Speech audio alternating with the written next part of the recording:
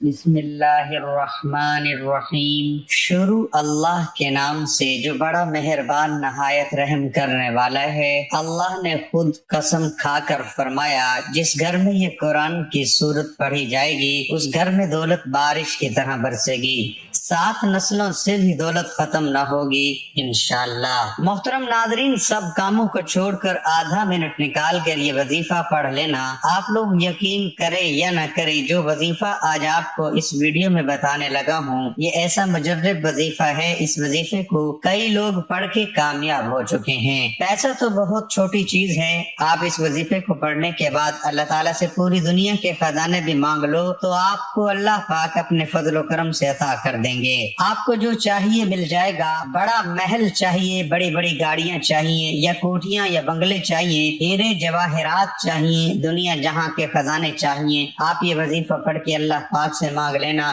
آپ کو فوری طور پر غیب سے اتنی مدد ہوگی کہ آپ سب حیران رہ جائیں گے۔ وہاں سے آپ کو پیسے آنا شروع ہوں گے، دکان میں، آفس میں، جہاں کہیں بھی آپ موجود ہوں۔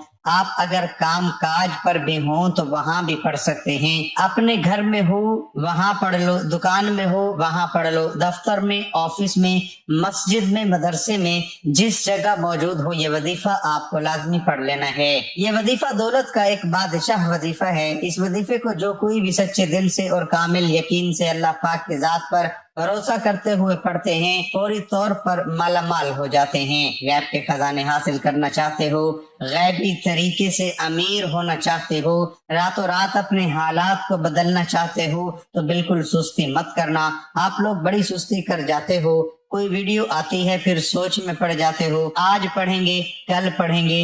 اگر آپ اپنے حالات بدلنا چاہتے ہیں تو اس وظیفے کو پڑھ لیں۔ محترم ناظرین، سب سے پہلے تو کسی ایک جگہ سکون سے بیٹھ جانا، سب سے پہلے ایک مرتبہ اعوذ باللہ من الشیطان الرجیم پڑھیں، اور پھر ایک مرتبہ بسم اللہ الرحمن الرحیم پڑھیں، اس کے بعد ایک مرتبہ درود پاک پڑھنا ہے اور یہ عمل پڑھنا شروع کر دینا ہے۔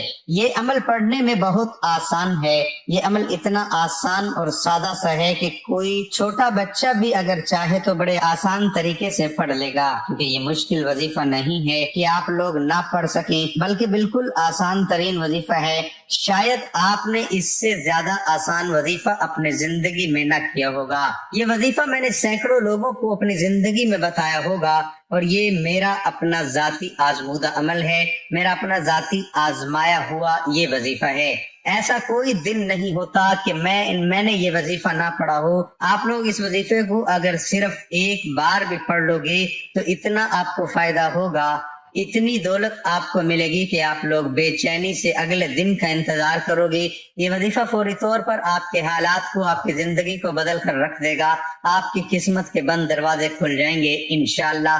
وظیفہ پڑھتے ہی اللہ پاک کرم فرمائے گا۔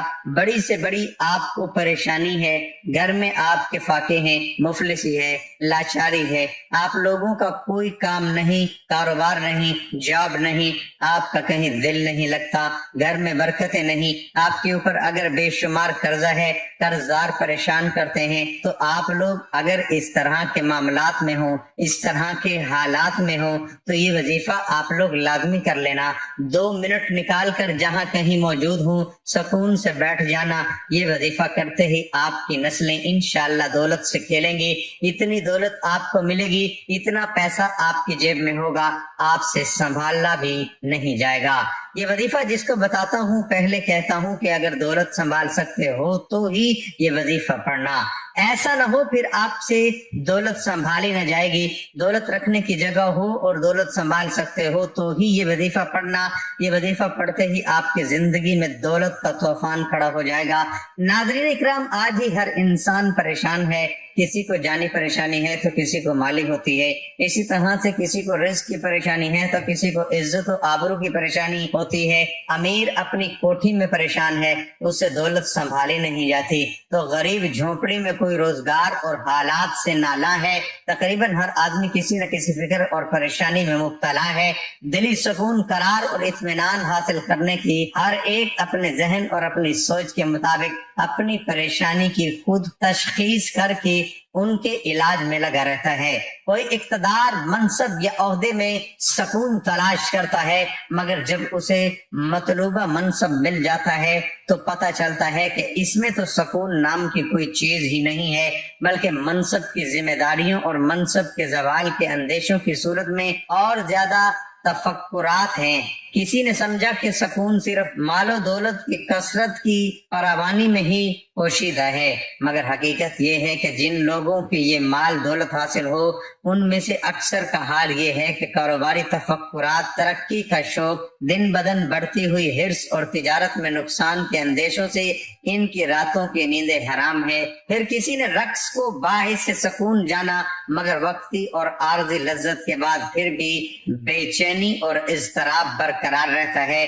کسی نے منشیات کا سہارا لیا، مگر اس میں بھی صرف عارضی دل بہلاوا ہی ہوتا ہے، عارضی فائدہ اور دائمی نو انسان۔ کسی نے نت نئے فیشن کر کے دل بہلانے کی کوشش کی، مگر سکون و قرار نہ ملا، جبکہ دینی ذہن رکھنے والوں کا یہ خیال ہے کہ مختلف پریشانیوں اور مصیبتوں سے بچاؤ کا اصل طریقہ اور ان کا حقیقی علاج صرف ایک ہی ہے کہ اپنے آپ کو گناہ گار، خطا کار، نافرمان اور قصوروار سمجھتے ہوئے اللہ تعالیٰ سے معافی مانگی جائے اور گناہوں کو چھوڑ کر اللہ تعالیٰ کو راضی کر لیا جائے، کیونکہ سکون اور راحت کے سب خزانے اللہ تعالیٰ کے پاس ہیں۔ اللہ تعالیٰ کے ذکر سے ہی بے قرار دلوں کو قرار ملتا ہے، وہی ان کا مالک ہے، اور جب مالک راضی ہوگا تو خوش ہو کر اپنی مملوکہ چیز سکون اور راحت اپنے فرما بردار بندوں کو عطا کرے گا، اور وہ مالک راضی ہوتا ہے نافرمان اور گناہوں کو چھوڑنے اور فرما بردار اختیار کرنے سے۔ ہر آدمی جانتا ہے کہ ہر اچھے یا برے عمل کا رد عمل ضرور ہوتا ہے۔ دنیا میں پیش آنے والے حالات پر سب سے زیادہ اثر انداز ہونے والی چیز انسان کے اچھے یا برے اعمال ہیں، جن کا براہ راست تعلق اللہ تعالیٰ کی خوشنودی اور ناراضی سے ہے۔ کسی واقعے اور حادثے کے طبی اسباب جنہیں ہم دیکھتے، سنتے اور محسوس کرتے ہیں، وہ کسی اچھے یا برے واقعے کے لیے محض ظاہری سبب کے درجے میں ہیں۔ سادہ لوگ حواس و افعال کو صرف اور ظاہری اسباب سے جوڑتے اور پھر اسی اعتبار سے ان حواس سے بچاؤ کی تدابیر اختیار کرنے کی کوشش کرتے ہیں۔ شرعی تعلیمات کی روشنی میں بحیثیت مسلمان ہمیں یہ اعتقاد رکھنا ضروری ہے کہ یہ سب کچھ اللہ تعالیٰ کے حکم اور امر سے ہوتا ہے، جس کا عقل اور حواس خمسہ کے ذریعے ادراک کرنے سے ہم قاصر ہیں۔ وحی الہی اور انبیاء علیہ السلام کے ذریعے اللہ تعالیٰ نے جزا و سزا کا جو نظام سمجھایا ہے وہ ہمیں اس غیبی نظارے کے بارے میں آگاہ کرتا ہے۔ وہ یہ کہ کسی بھی واقعے اور حادثے کا اصل اور حقیقی سبب اللہ تعالیٰ کی رضامندی اور ناراضی ہے۔ اللہ تعالیٰ نے حالات کو خواہ اچھے ہو یا برے انسانی اعمال سے جوڑا اور وابستہ فرمایا ہے۔ چنانچہ انسان کے نیک و بد اعمال کی نوعیت کے اعتبار سے احوال مرتب ہوتے ہیں۔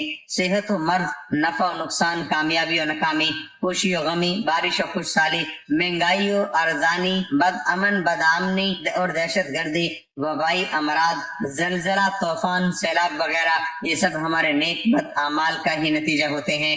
بالفرض دیگر ان سب احوال کے ظاہری اسباب کچھ بھی ہوں، مگر حقیقی اسباب ہمارے نیک و بد اعمال ہوتے ہیں۔ ہر تکلیف و آزمائش، سہولت و خوشی اللہ تعالیٰ کی طرف سے ہی آتی ہے، اس لیے پریشانیوں اور مصائب کا حل رجوع اللہ ہے، یعنی اللہ تعالیٰ کی طرف متوجہ ہونا، اللہ تعالیٰ کی طرف توبہ و استغفار کے ذریعے بھی متوجہ ہوں اور اپنے مسائل کا حل اللہ تعالیٰ کے حوالے کر دیں۔ گویا اللہ تعالیٰ کو اپنے مسائل کے حل کا وکیل بنا دیجئے، اللہ تعالیٰ کبھی آپ کو بے سہارا نہیں چھوڑیں گے انشاءاللہ۔ نیز اس کے ساتھ شکر گزاری کی کیفیت پیدا کیجئے۔ بظاہر ہمیں محسوس ہوتا ہے کہ ہمیں کوئی نعمت حاصل نہیں اور ہر طرف سے ہم پریشانیوں میں گھرے ہوئے ہیں، جبکہ لگتا ہے کہ ہم اللہ تعالیٰ کی بے شمار نعمتوں میں ڈوبے ہوئے ہیں۔ اس لیے ظاہر میں پریشانی ہی کیوں نظر نہ آئے، انسان کا کام ہر وقت مالک کا شکر ادا کرنا ہے۔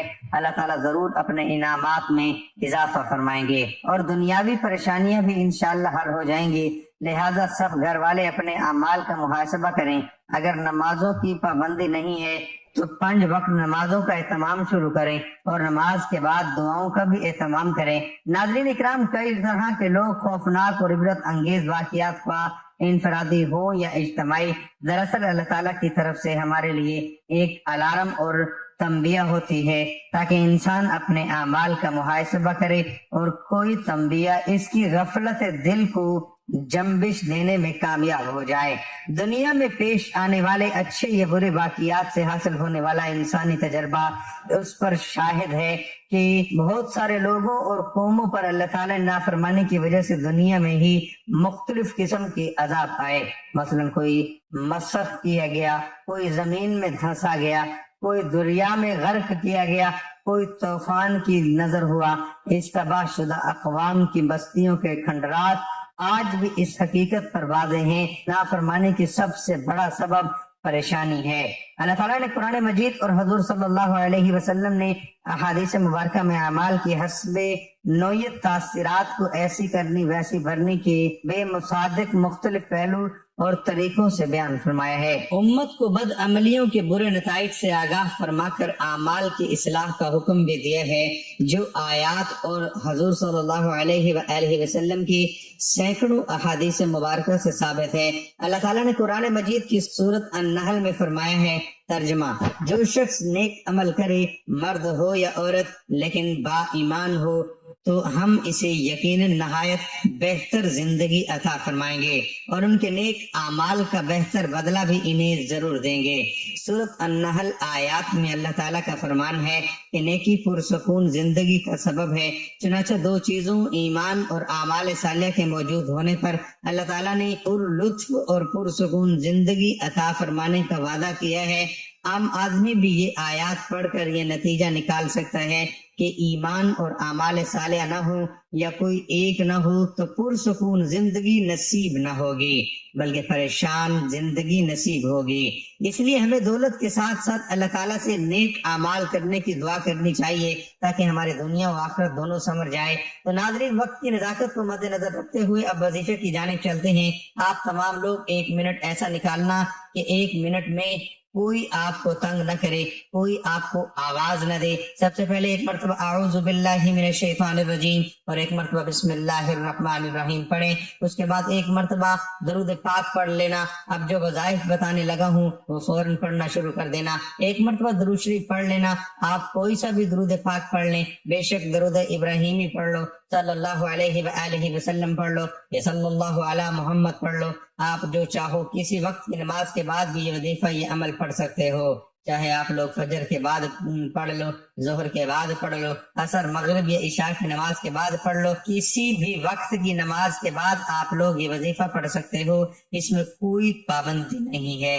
جب آپ کا دل کرے صبح اٹھو فوراً یہ وظیفہ چاہو تو اس وقت پڑھ لو، شام میں پڑھ لو، سوتے وقت پڑھ لو، جب آپ کا دل کرے۔ ناظرین، اللہ کریم کی ذات بصیر و علیم کے کسی اسم کا ذاکر بننے والا انسان غیر معمولی ذہانت اور حسیات کا حامل ہو جاتا ہے۔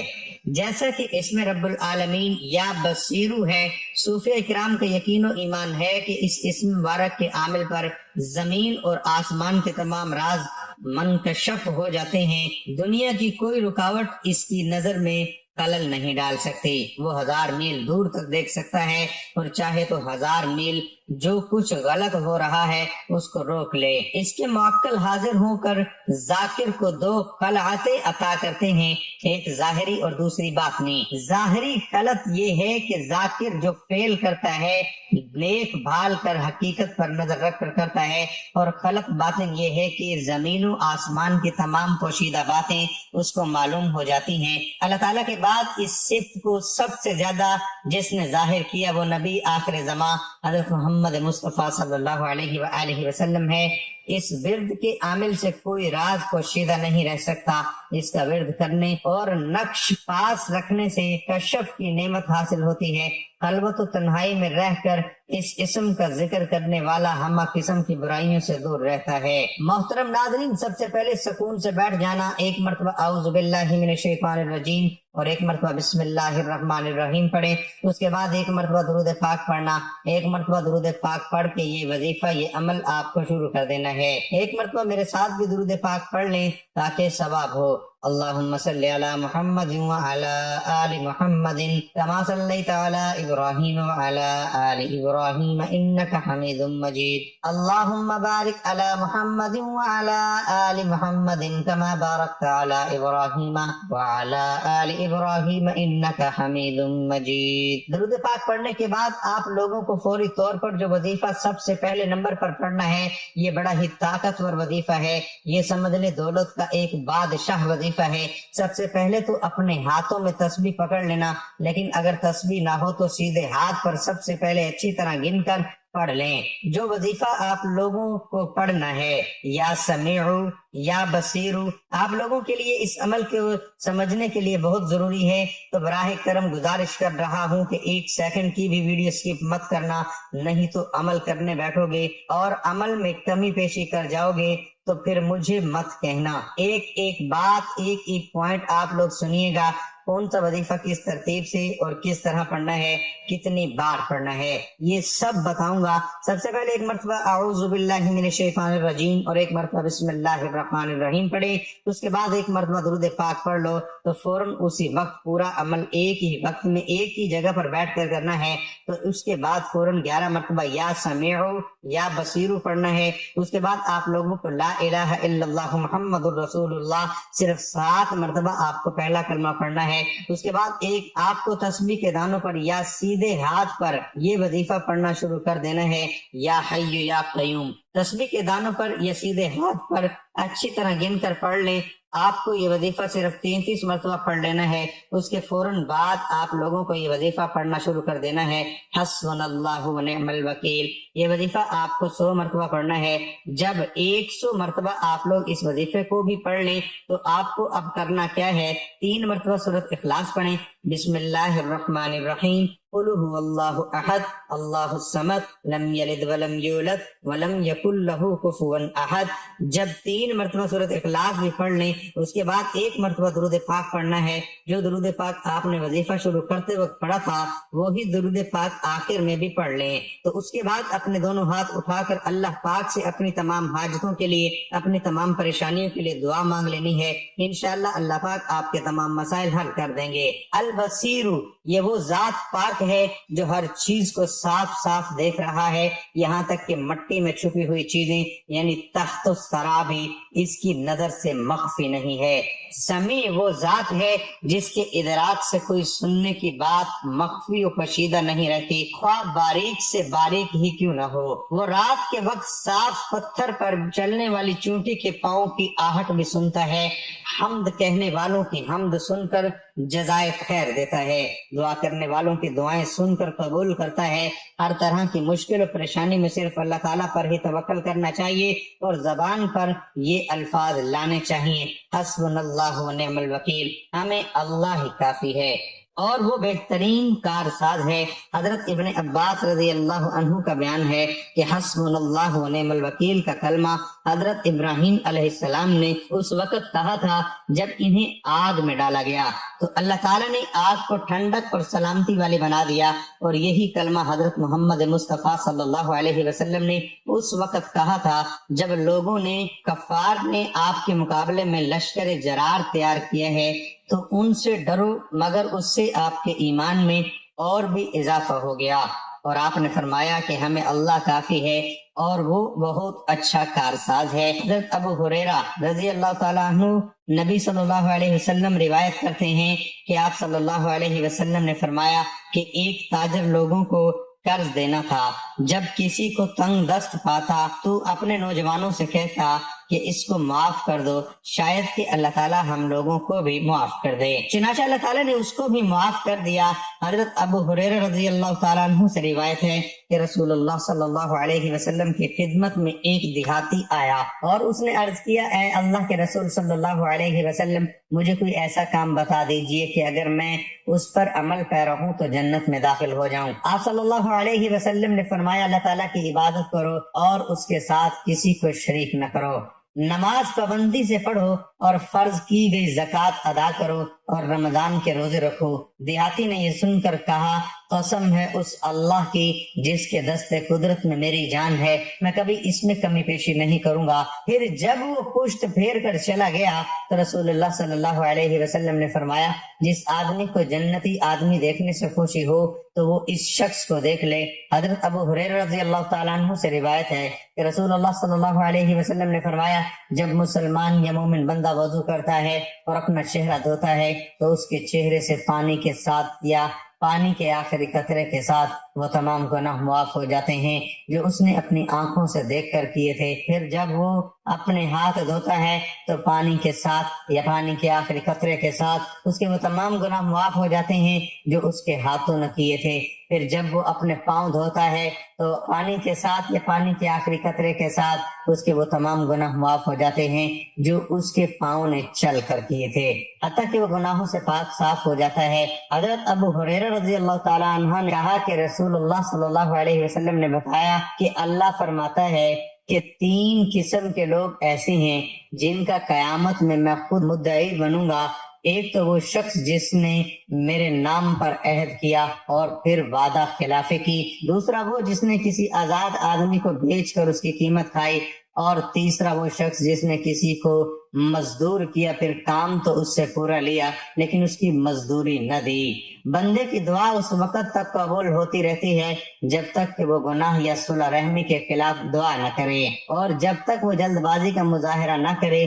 صحابہ رضی اللہ عنہم اجمعین نے عرض کیا، جلد بازی کرنا کیا ہے اے اللہ کے رسول؟ تو ارشاد فرمایا، جلد بازی یہ کہنے لگے کہ میں نے دعا کی اور دعا کی لیکن مجھے اپنی دعا کی قبولیت ہوتی ہوئی دکھائی نہیں دیتی، بس پھر وہ حسرت کا شکار ہو جاتا ہے اور دعا کرنا چھوڑ دیتا ہے۔ حضرت ابو ہریرہ رضی اللہ تعالیٰ عنہ سے روایت ہے کہ رسالت مآب صلی اللہ علیہ وسلم نے فرمایا، جس نے سورج کی مغرب سے طلوع ہونے سے پہلے توبہ کر لی تو اللہ اس کی توبہ قبول کر لیں گے۔ ناظرین، گزارش ہے کہ اللہ تعالیٰ کے 99 ناموں میں سے کوئی سا بھی ایک نام کمنٹ میں لکھ کر ضرور شیئر کریں۔ اللہ تعالیٰ ہم سب کا حامی و ناصر ہو، آمین۔